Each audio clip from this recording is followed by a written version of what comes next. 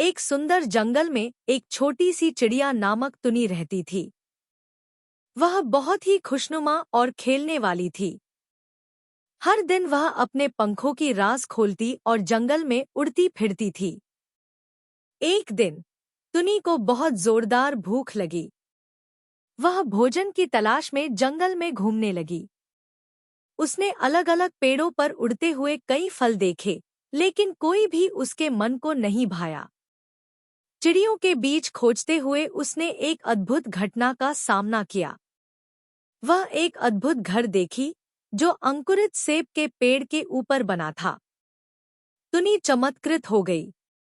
उसने उसे आसपास से अच्छे से देखा और फिर उसकी ओर उड़ी। वह उत्साहित थी कि अब उसकी भूख मिटेगी।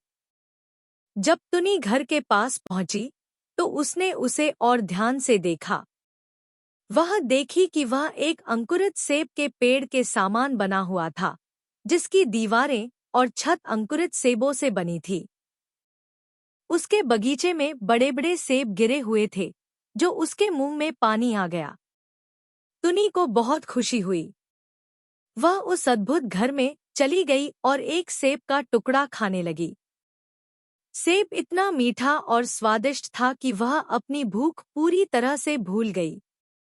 तुनी ने घर के चारों ओर ध्यान से देखा और फिर उसे अधिक खुशी हुई। वह देखी कि घर में अन्य भी बहुत सारे फल थे, जैसे कि अमरूद, आम, अनार और कई प्रकार की फलियां। उसने सोचा, यह एक सच्ची अद्भुतता है। एक सेब के घर में जीना कितना मजेदार होगा। तुनी ने फिर से सेब का एक टुकड़ा खाया और फिर उसने घर के अंदर जाकर अपनी चारों ओर की सुंदरता का लुत्फ उठाया। उसने वहां कुछ समय बिताया और फिर बाहर उड़ी। उसके द्वारा खाए गए सेब के टुकड़े से उसका दिल और भी हर्षित हो गया। वह सोचने लगी कि वह यहाँ जीना चाहती है।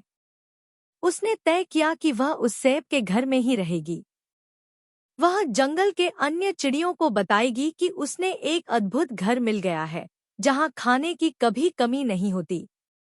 तुनी के खुश होने का समय था। वह खुशी से उड़ती और अपने नए घर में समय बिताने के लिए तैयार थी।